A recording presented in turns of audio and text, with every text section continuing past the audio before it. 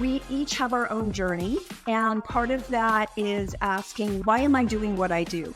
Look, we all have moments in our life where we're starting out and maybe we don't know the answers to those questions. That's okay too. But at some point, you have to land on, this is a worthy pursuit. This is aligned to my talents, aligned to my purpose, and I want to give this everything I've got because it's not a dress rehearsal.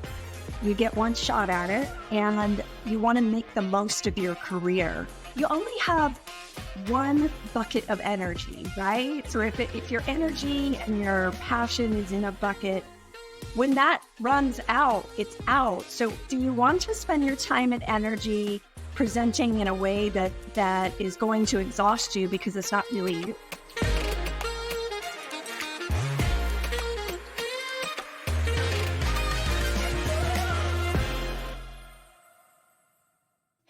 Hello, and welcome, our dear listeners, to my podcast, Love People, Technology, Learning, and I'm your totally energetic host, Tamara CEO, Allison. And today we are having a very special conversation with a leading expert in leadership and development. Allison Sadler is the learning executive for USAA's Insurance and Sales Division. She spent over 20 years at Bank of America, and in addition to her corporate career, Allison has also completed her PhD in the Human Capital Program. And today, Allison Sadler is not just my guest. She is the author of a truly insightful and groundbreaking book, Ripples of Leadership. It's a book that's really getting people thinking about the role as leaders and how they can make a real impact, not just on their own teams, but on the world around them. And so, Allison, welcome back to my show. Oh, good to see you. Yes, and I will be so excited to talk to you about your book, and our second meeting will be about something special which you prepared for our listeners. And yes, and well, Allison, your book, Ripples of Leadership, is really making a splash in the world of leadership development. And you call the key concept of your book Ripples of Leadership. Can you explain what this means and how leaders can intentionally create ripples that extend beyond their own immediate sphere of influence? Yeah, absolutely. I think it's no different than what you and I were talking about before, off camera, offline, in that really what you and I aim to do is not so dissimilar. It is very convergent in that we both aim to be purposeful about sharing what we know, about reaching a population of people who is interested in the content that we both write about, talk about, and stream about. And truly, from being a leader of 30 years in the workforce, and being kind to myself, it's probably a little longer than 30, but we'll up there. I've touched thousands of people. It's been a privilege to work with that many people, thousands and thousands.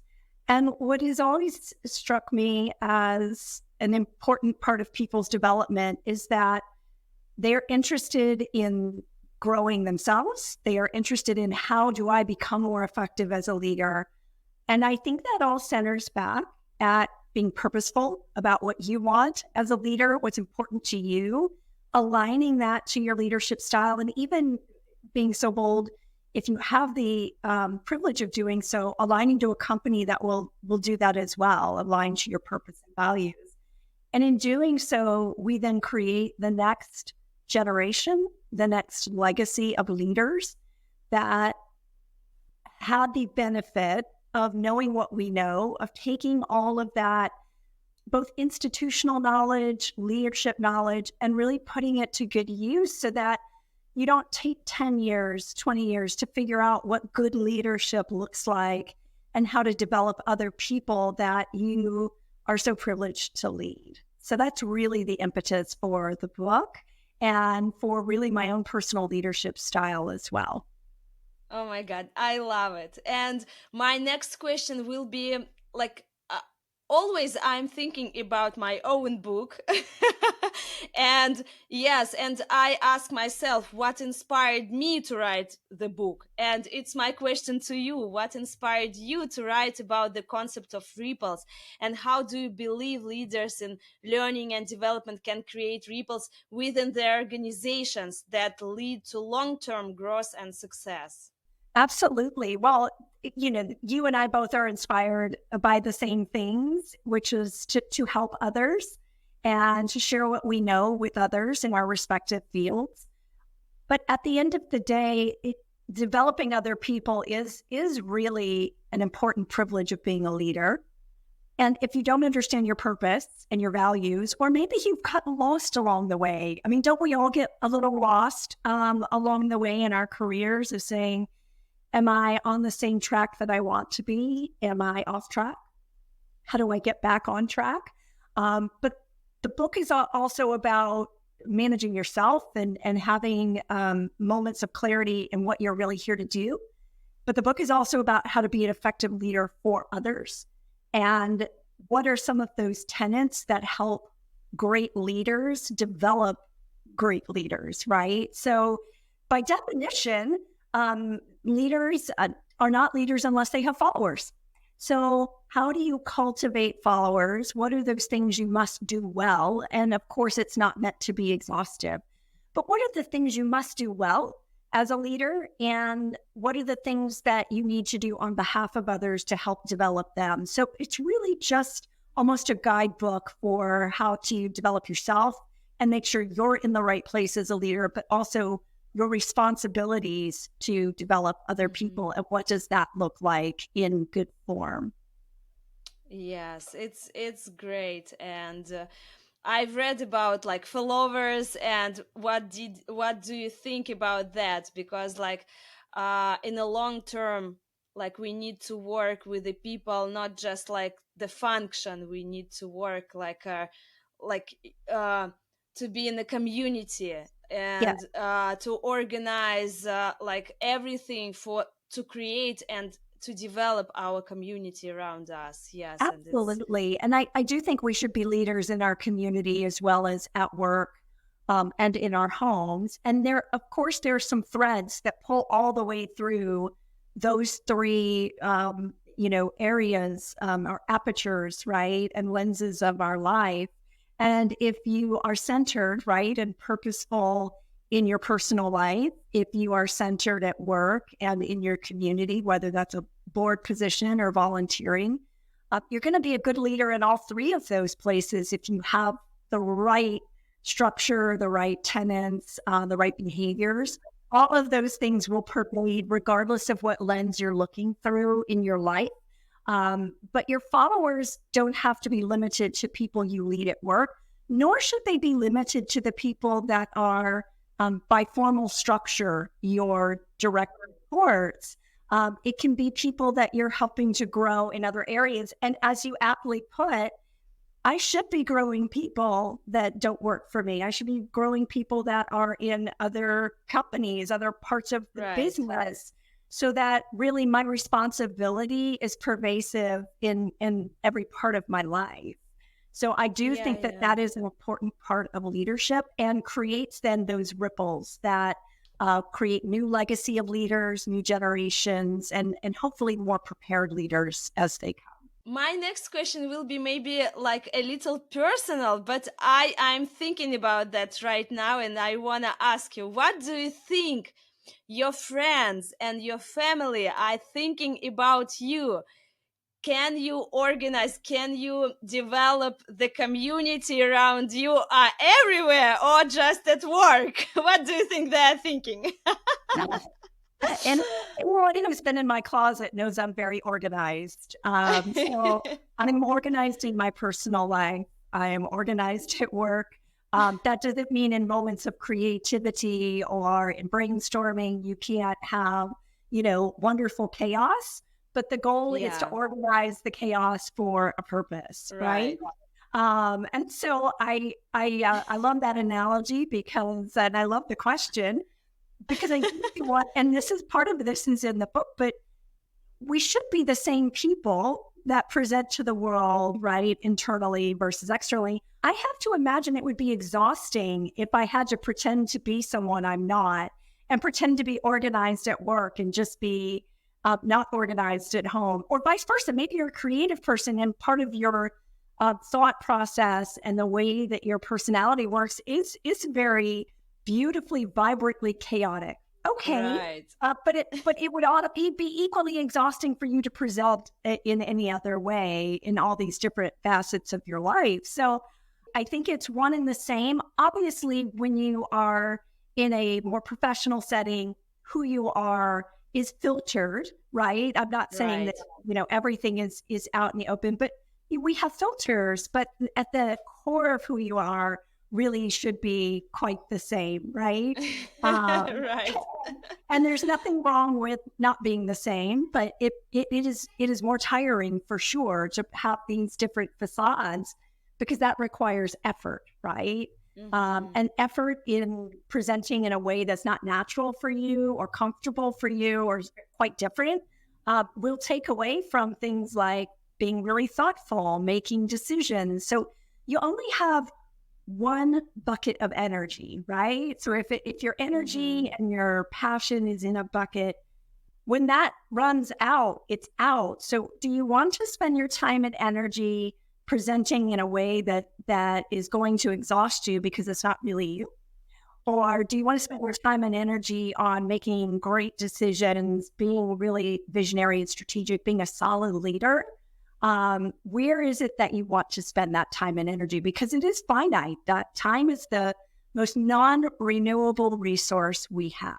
And so we need to be thoughtful about, am I going to spend my time in this meeting or these 10 meetings or doing these things? How is it that I want to use my gifts, my time, my treasure, and my talent for the world? And all of those things really should be very thoughtfully considered and executed upon. Oh my God. And I'm so thankful that right now you chosen time with me. Thank you so much. It means a lot for me. Absolutely. I can't imagine spending it with anybody else right now because we have a lot of fun when we talk and we're very passionate about very similar things. So, Oh my God. Yes. Thank you, Allison. yeah. Um, and as a learning and development professional, how can one help leaders discover their why? Because you're talking a lot about why for leaders at your book and align it with their leadership journey. Yes. Were there any surprising insights you uncovered about your own purpose while writing the book? Yeah. Probably, but purpose before writing the book for sure. And the book helps you organize those thoughts more succinctly. But truly, I think we each have our own journey, and part of that is asking why am I doing what I do? And look, we all have moments in our life where we're starting out, and maybe we don't know the answers to those questions. That's okay too. But at some point, you have to land on this is a worthy pursuit. This is aligned to my talents, aligned to my purpose. And I want to give this everything I've got because it's not a dress rehearsal. You get one shot at it and you want to make the most of your career. And so if you don't know why you're pursuing something, let's say that you want to go into being a graphic designer because it makes a good living, then Mm-hmm. that is going to be a fairly short-lived, right, pursuit. But Right. you want to, and I describe this in the book, the Japanese concept of ikigai, which is what are you good at? What can sustain you? I.e., what can you make money at, right? And what does the world need from you? And so if you're thinking about it in those terms, like I want to be passionate about Mm-hmm. something, even if that is not my end state, I still want to have passion towards doing it and mastering my craft and discipline, doing that very well.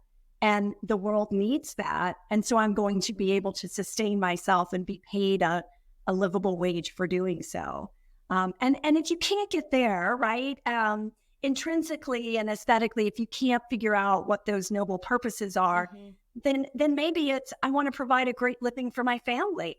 And so you don't have to be as esoteric as what I described, but certainly there are very, concrete reasons to pursue a passion, which is I want to provide a great life for my family, or, I want to travel and be a lifelong learner of the world and of culture. So Right. lots of different ways to get at the purpose.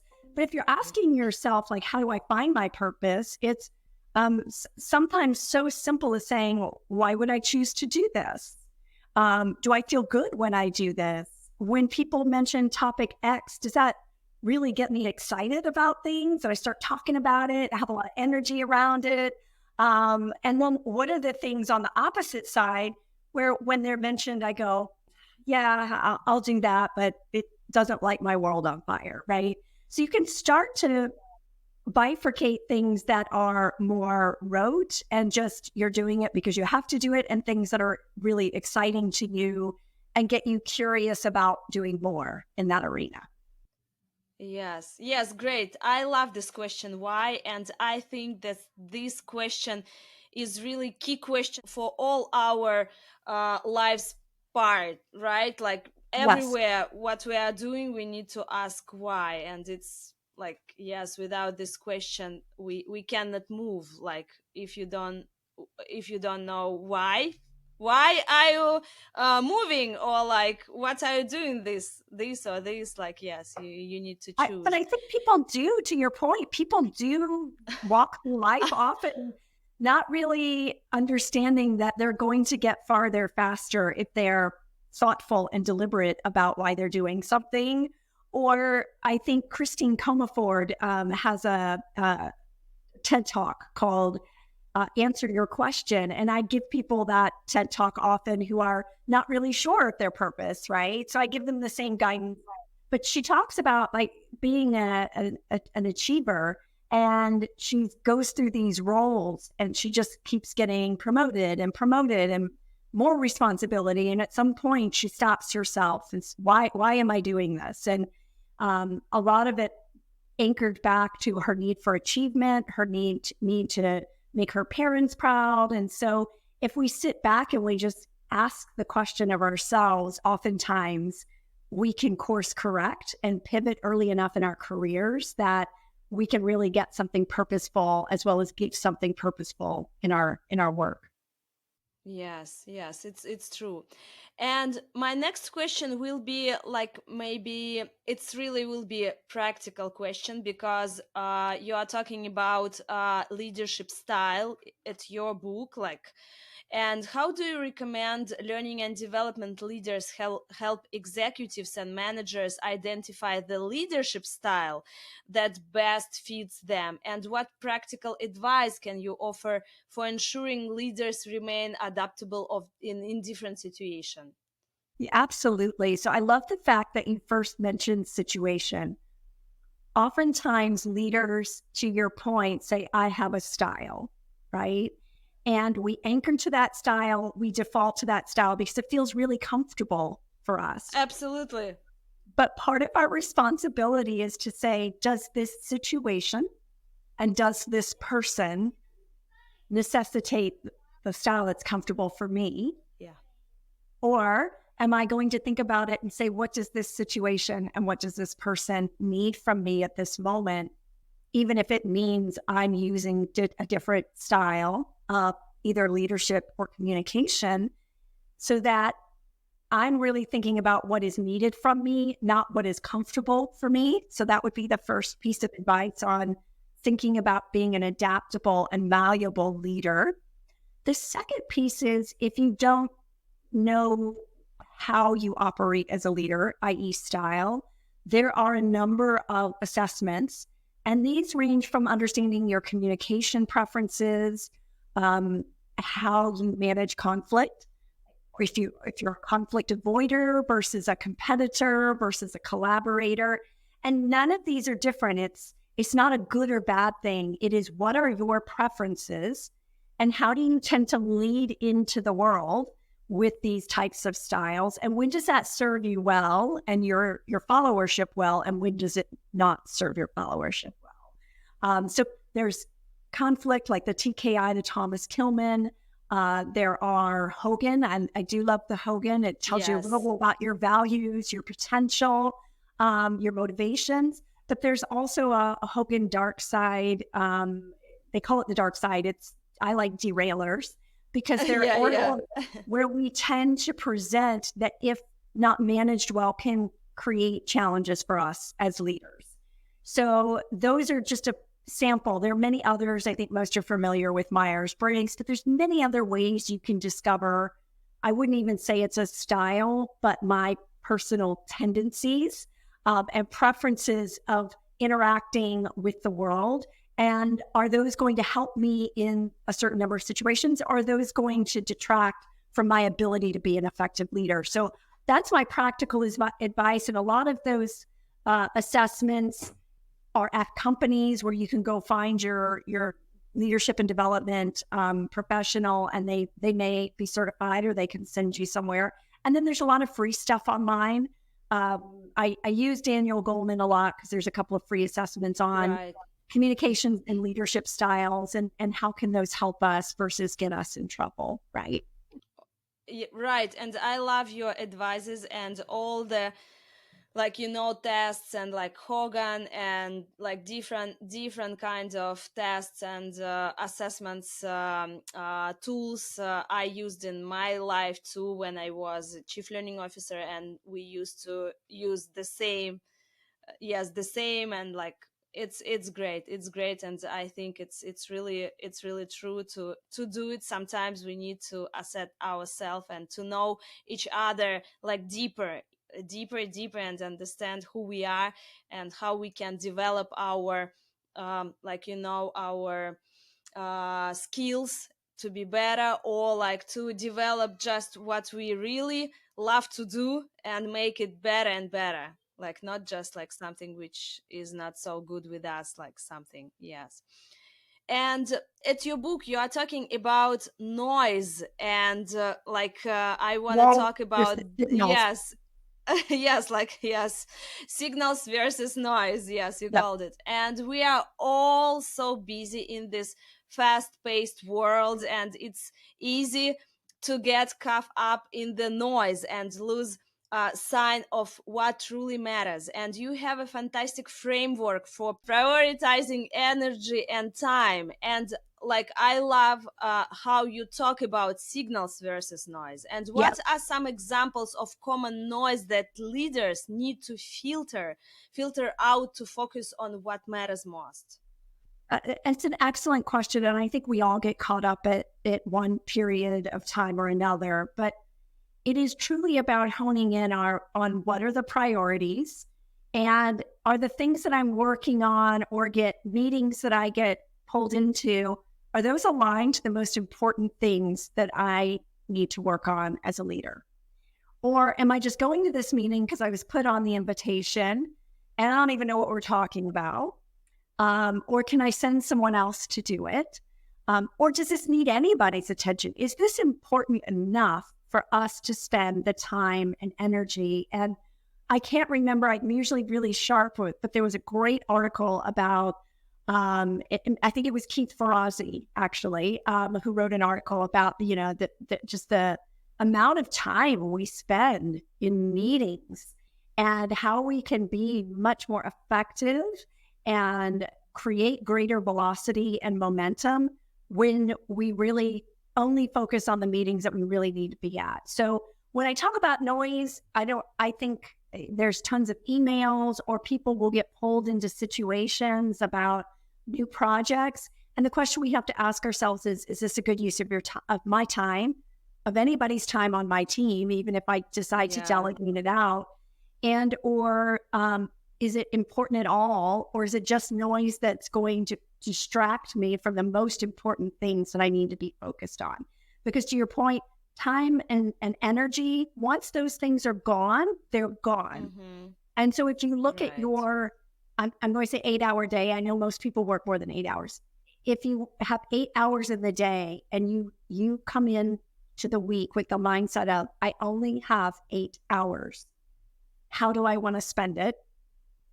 Then you have a very different framework of saying, I'm only going to focus on signals big priorities, big work projects, work that is aligned to either my team's personal strategic roadmap or the organization's or the business's roadmap.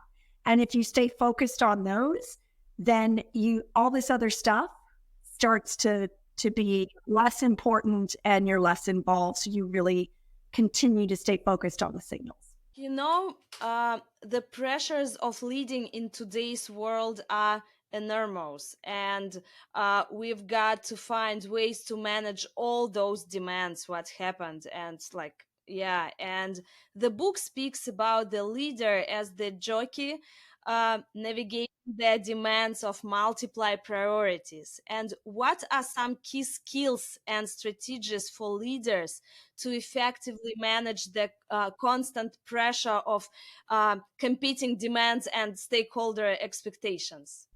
So a very simple one is if you pick something up, if you pick up a new project, what are you going to let go of? Most groups, teams, companies will always add more things, but we don't always take things away.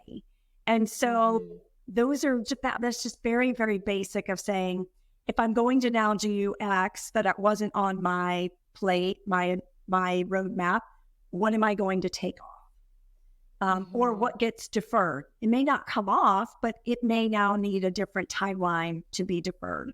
So that's a very simple one. But it's always good as the jockey, right? So for those that, and the book will be on Amazon, so it's not quite out in the stratosphere just yet. But the jockey really is described when you look at jockeys running races. They are both looking down at the horse and managing the pace of the horse, but they are also looking simultaneously at periphery, like who is coming at me, who is close, so that I can continue to sustain the momentum I need to sustain. So it is a concept of both looking down tactically and saying, what am I charged to do? And what are the things that are important to take care of? And also looking up and around to say, has the dynamic and the environment changed around me so much to say, I need to reevaluate my tactics, right? Do I need to move to the inside of the track? Do I need to stay where I am? And if you're looking both up and out as well as down at your tactics and work, then you can keep calibrating those things or recalibrating as you need, because you're looking at what's happening up and around you as well as what that means to your work, so that you can drop things, you can defer things, or you can keep going with a great degree of velocity with those things. So that's really what it's intended is to look at, that jockey who is managing that horse, who knows that horse's behaviors and how fast they can go or where they can go, and then also looking up and around the track at what's going on around you. Right. I love your analogies. It's really so simple to understand what you are talking about at your book, and it's why I loved to read this book, because so simple, like your language of the book, like so simple but like so deep. It's like, thank you for that. And like yes, absolutely. And the idea which I really love at your book, this idea of a eukaryote leader is really intriguing. You explore the biological analogy of eukaryote leaders, characterized by a strong sense of purpose, systemic vision, and self-regulation. And what are some common ways that leaders can protect their core values and purpose even when facing pressure or challenges which we have every day? Well, and I have to credit Edward Friedman, and it was originally his idea of, his book is called Failure of Nerve, and it is about the biology of cells, really, and prokaryote and eukaryote cells. You know, one has a nucleus, one does not.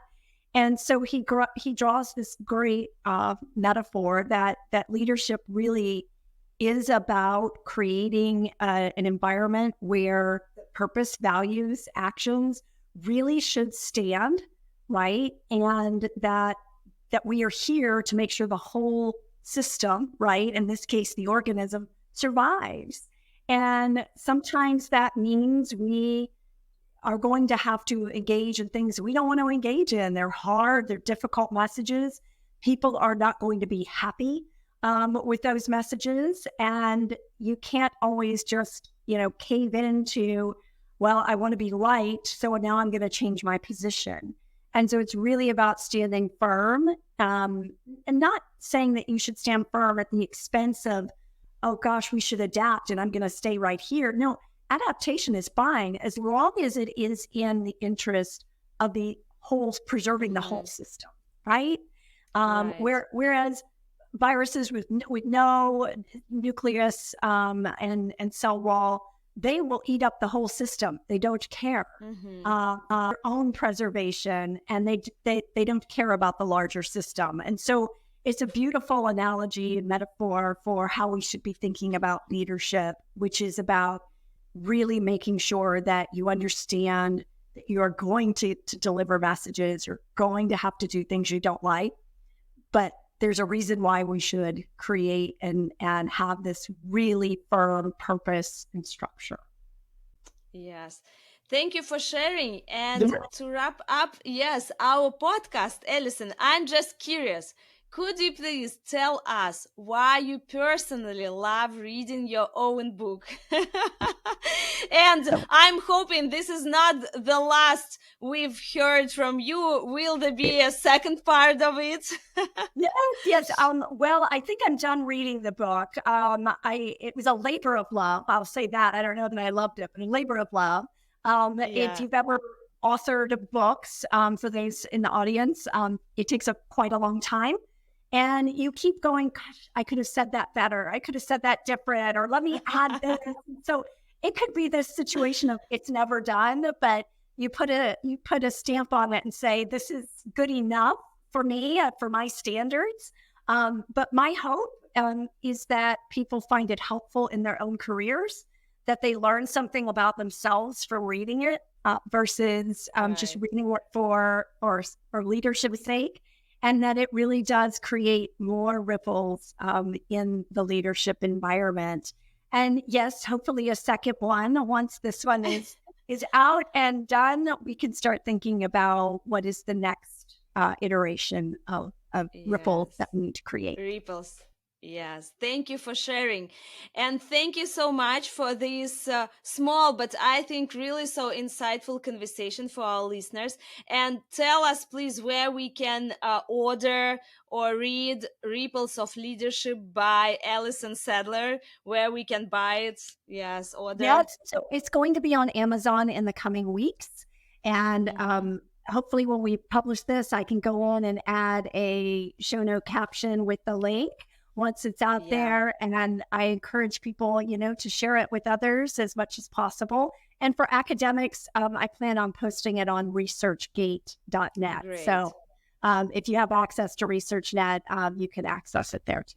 Yes, great. Thank you so much. And we will add it to our YouTube channel and in LinkedIn, like everywhere, because I think more leaders need to read this book. And thank you so much. Thank you for sharing. Thank you for coming to my podcast. Yes, thank you for reading it. Thank you, Allison. And Allison Sadler has shared such powerful insights that will help us all think differently about our roles as leaders. I encourage you to pick up a copy of Ripples of Leadership and begin making your own ripples in the world. And remember to subscribe to our YouTube channel, where we've released new episode every Tuesday. Don't miss out. Well, Allison, thank you for taking the time to share your wisdom with our listeners today. And until we meet again, take care, stay curious, and continue shining brightly. Bye. Thanks.